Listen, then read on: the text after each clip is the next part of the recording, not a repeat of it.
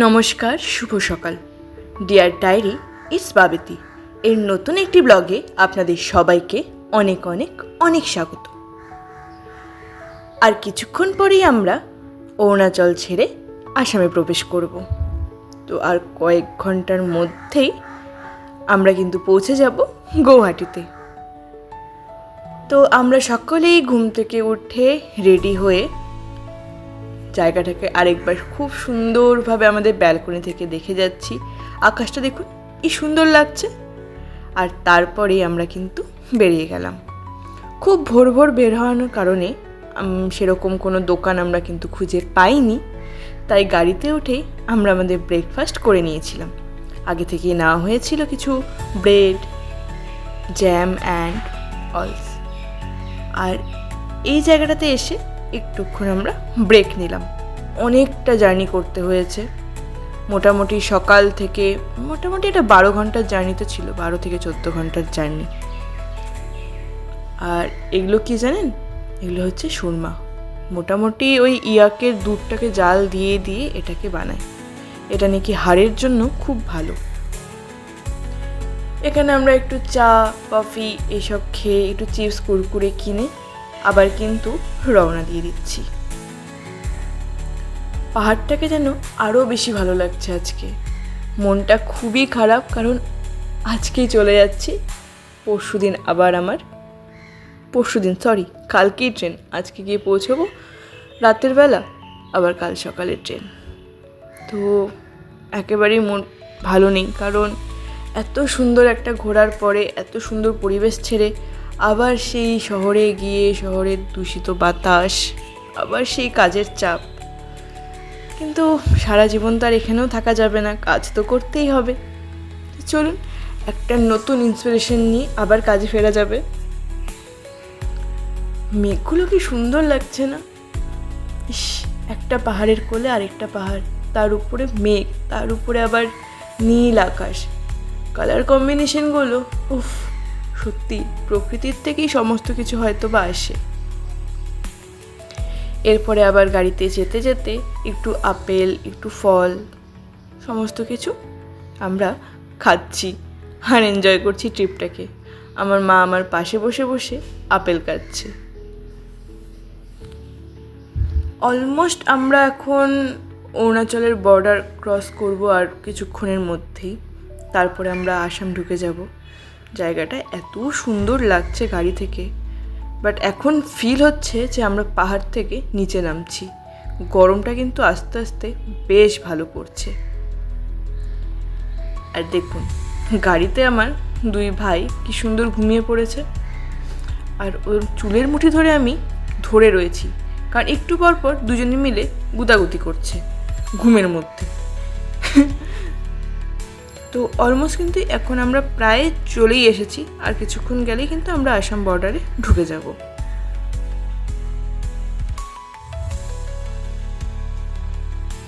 আবার আমাদের গাড়ি কিছুক্ষণের জন্য থামানো হলো, কারণ এক নাগাড়ে গাড়িতে বসে চলাটা কিন্তু সত্যিই খুব শাস্তিজনক। কোনো আজকে ভিউ পয়েন্টও ছিল না যে আমরা নামবো, একটু হাঁটাহাঁটি হবে। তো এক নাগাড়ে গাড়িতে বসে বসে সত্যি আমার কোমর তো বিশাল ব্যথা করছিল। দেখুন একটু আগে কতটা ক্লিন ছিল, আবার একগুচ্ছ মেঘ এসে আমার পুরো শরীরে ছুঁয়ে চলে যাচ্ছে।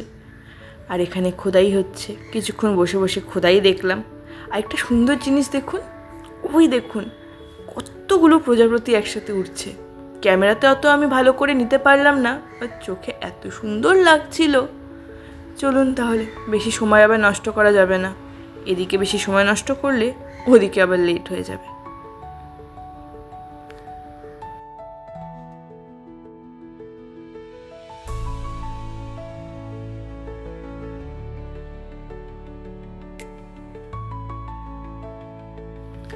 আর এবার আমরা অরুণাচল ছেড়ে একেবারে কিন্তু আসামে ঢুকে গেছি। আর বোঝাই যাচ্ছে এত গরম, এত গরম। তো এখন প্রায় বাজে 4টা, আর আমরা চলে এসেছি দুপুরের লাঞ্চের জন্য। সবার তো পেটে পুরো ইঁদুর, ভাল্লুক, জিরাফ যা যা আছে সব দৌড়াদৌড়ি করছে। তো ফাইনালি এত গরম, গাড়ি আমাদের এসি গাড়ি, তারপরেও আমি যেহেতু জানলার পাশে ছিলাম, এত গরম লাগছিল। আর এই হলো আজকে দুপুরের মেনু।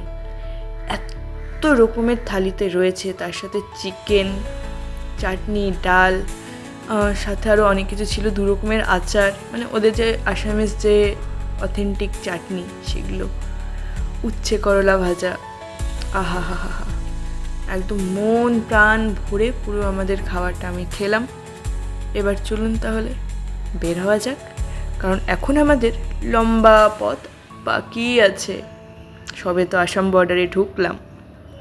আর দেখুন রোদের কি তেজ, মানে পাহাড়ের ওপরে সেই 8 ডিগ্রি 7 ডিগ্রি, আর এখানে এসে কতটা বেড়ে গেছে।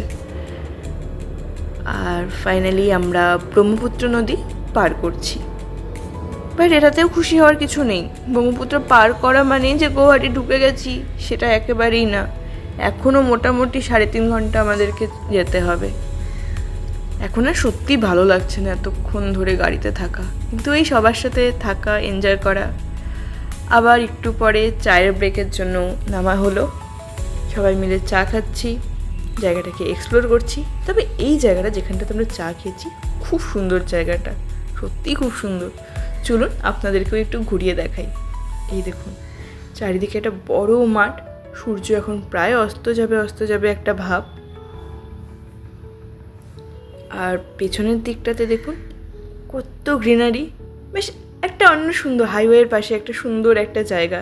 এই জায়গাটা পুরো আমাকে জয়ন্তী ফিল দিচ্ছে। জয়ন্তীতেও সেম এরকম জায়গা রয়েছে, এই কারণেই হয়তো জায়গাটা আমার আরও বেশি ভালো লাগছে।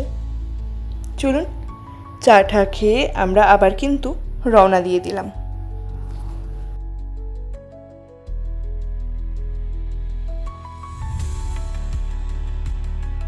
তো ফাইনালি আমরা গৌহাটিতে পৌঁছে, আর এই হলো আমাদের হোটেল।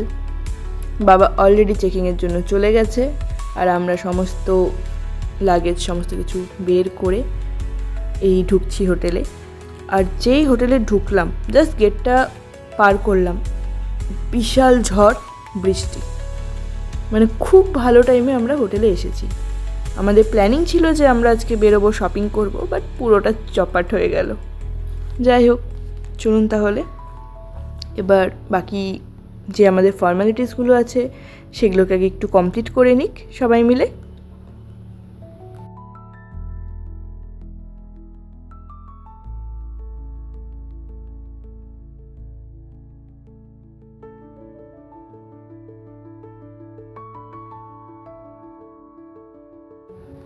আর ফাইনালি আমরা আমাদের রুম পেয়ে গেছি। এই হচ্ছে আমাদের রুম। এখানে আমি, মা, বাবা, ভাই 4 জনে মিলে থাকবো আজকে।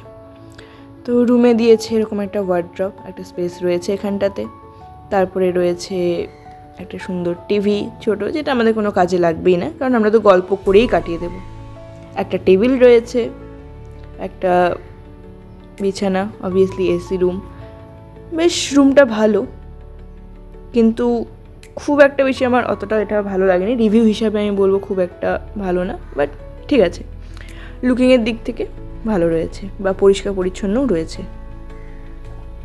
বাইরে এত জোরে বৃষ্টি পড়ছে, পুরো প্ল্যানটাই আমার নষ্ট হয়ে গেল যে আমি গিয়ে একটু শপিং করব। যাই হোক, তো ফাইনালি এখন আমরা খাবার টেবিলে চলে এসেছি। যে যার মতো এখন খাবার অর্ডার দিচ্ছে। সবাই খুব ক্লান্ত এতটা জার্নি করে এসে। তো রাতের খাবারটা তাহলে আমরা খেয়ে নিই, আর ভিডিওটা আমি এখানেই শেষ করছি। তাহলে আপনারা ভালো থাকবেন, সুস্থ থাকবেন, আর আমার ভিডিও যদি আপনাদের ভালো লাগে অবশ্যই কিন্তু লাইক, কমেন্ট অ্যান্ড শেয়ার করে দেবেন। চলুন আজকে তাহলে এখানেই শেষ করছি।